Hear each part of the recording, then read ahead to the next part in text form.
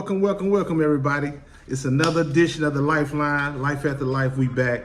I want to thank everyone for tuning in, for joining us tonight. And also, I want to thank everybody for being patient with us. You know, we've been on a little hiatus because, you know, we got a new studio.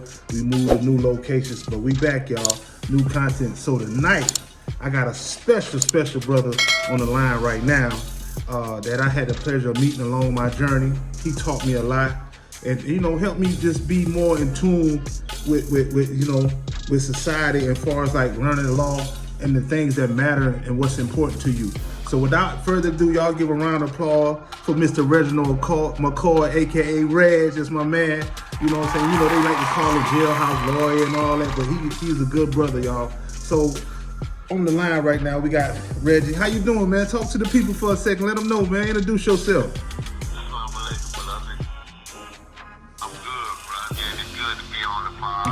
Yeah, man. Be able to reach out and, you know, holler at the people out there, man. Much love, much respect. You know, after being in so long, just being able to reach out and talk to the people out there. Yeah, man.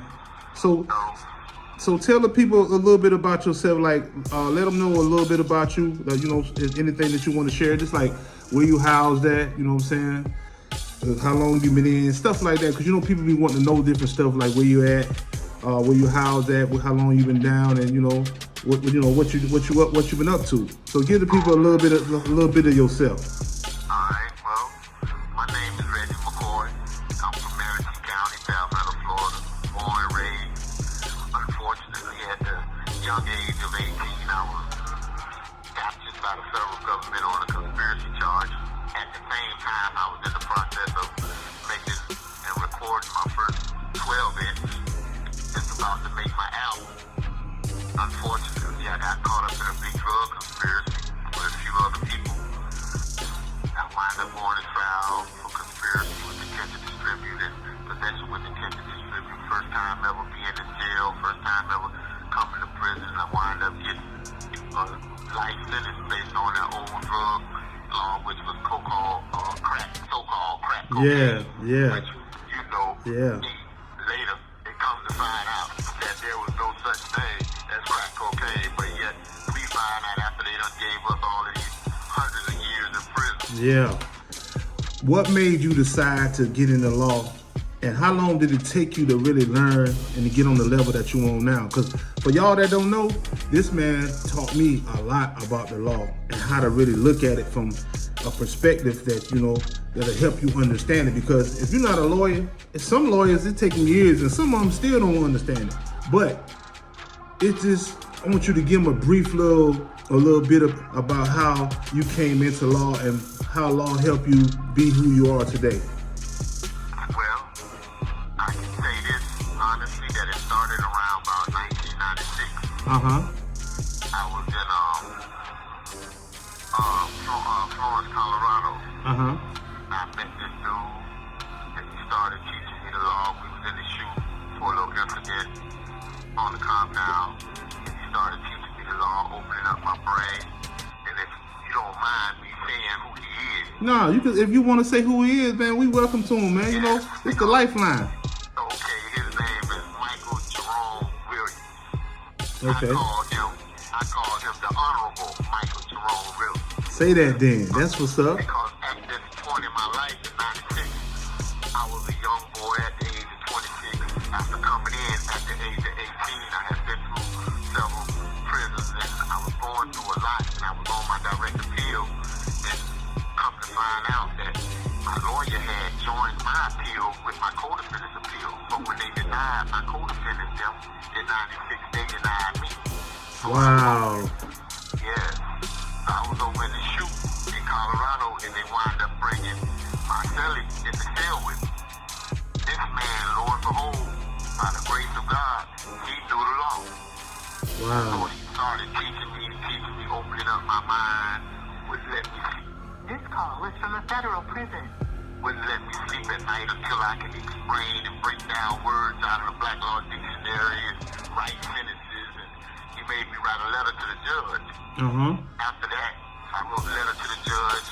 Judge come back and he denied me, turned it into, at that time, I didn't know that if you write a letter and state what happened at your trial, they're going what Yeah, they call 2255. yeah. The judge turned it into a 2255 and denied me because I hadn't properly filed the motion. I did it in a letter form, but didn't know what I was doing at the time. Yeah. You know what I mean? So after that, he started teaching me.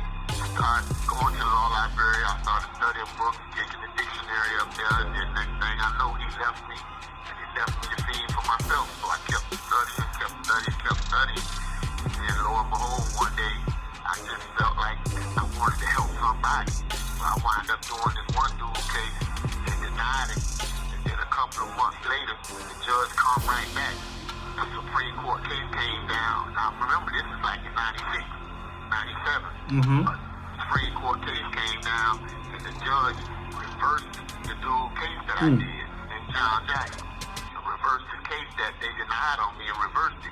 And when I read the judge's opinion, I realized then I did something right. But it took the Supreme Court to come and show the judge that what I was saying was right. Yeah.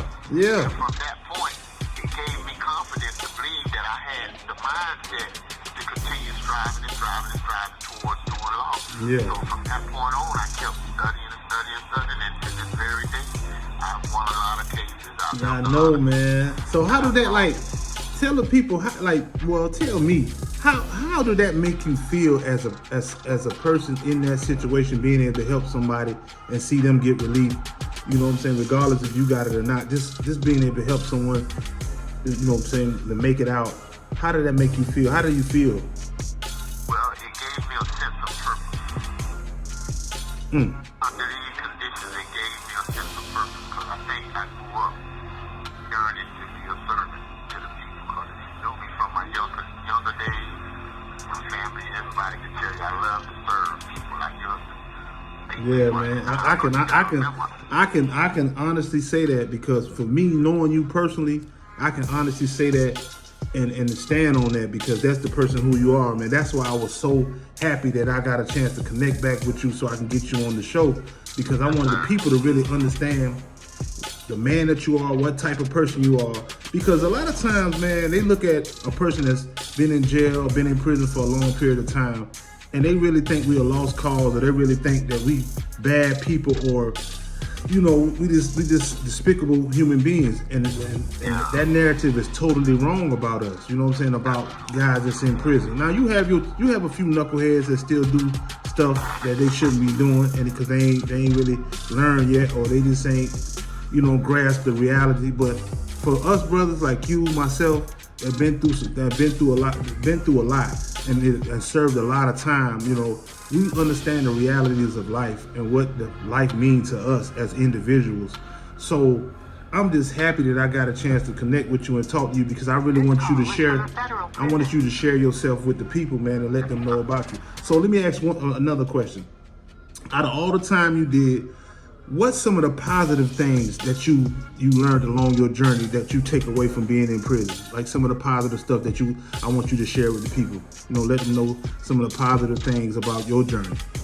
Well, the greatest lesson I've learned since I've been incarcerated was knowing myself. I think that this environment allows one to go deep within. When you're out, yourself is being carried away by the cares of the world.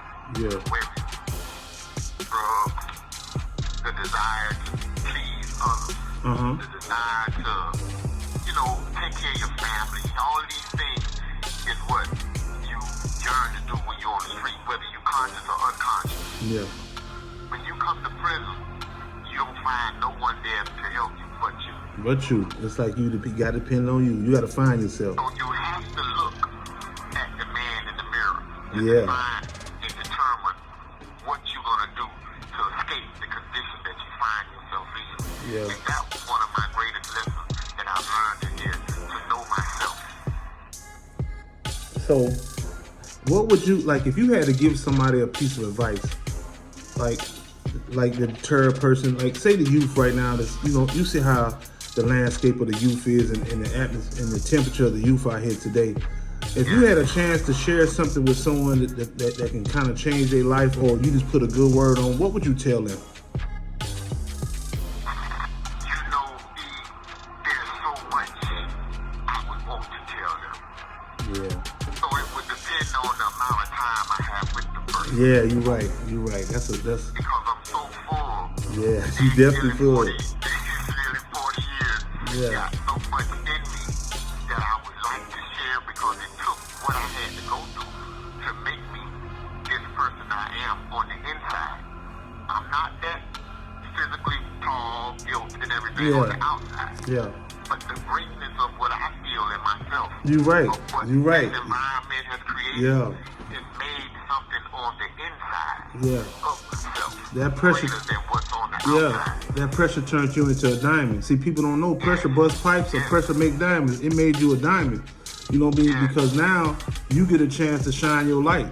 You know what I'm saying? For people that don't know you, and for the people that know you, they understand, like, knowing where you come from and your transformation up until this point, and just seeing the some of the things that you did to give back to people without even benefits. You know what I'm saying? And I be telling people that all the time. I said, a lot of times people don't understand. You give your service, and your service is so big because, you know, time, you can't get time back. So if you give somebody a little bit of your time, that's valuable, that's priceless. And I be trying to let people understand that all we have back there is time.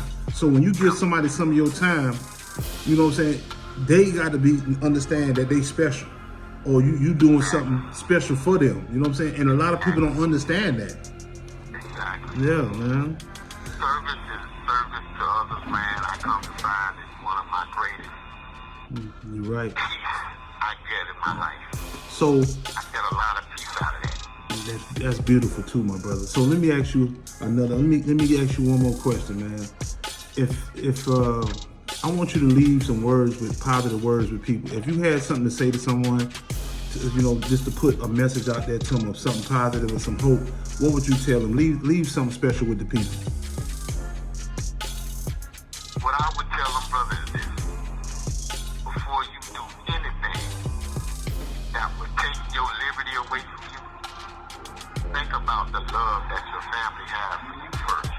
Because when you're out there in the world, you're not alone out there in the world. You got people that depend on you because you might be the key to everybody that you hurt happiness. That's deep, bro. And that's beautiful. I want to thank you for taking time out to share with the people. And we gonna be back. You know, this only like one segment with him, but you know, this my lawyer, man. This is the guy who give me legal advice when I was inside, and helped me understand the law, but also give me a semblance of reality and how you deal with stuff. See, a lot of times people look at things just on the surface and don't really know what they're looking at. So I want to tell you, from me to you, thank you from the bottom of my heart. I appreciate you for all the love and support over the years that you gave me and helped me be better at the things that I need to be better at, and just become a better person and a better man. So I wanna thank you, man, for just being who you are and all the things that you do to give back, even when you don't get benefits, you know what I'm saying, for the things that you do. And because people don't understand, a lot of times you don't do it just to get nothing back. You do it because it's in your heart to do. And that's what makes you, separate you, and put you on a pedestal, because everybody don't do that. Everybody don't have it in their heart to do. So like I say, this is a lifeline. I want to thank you for calling in. Thank you for joining us, man, and taking time out your busy schedule to rock with us tonight. So with that being said, I want to thank you for joining us. Y'all joining us. Thank y'all for tuning in, man. This is a lifeline. It's another one. We'll see y'all soon. Life after life, y'all.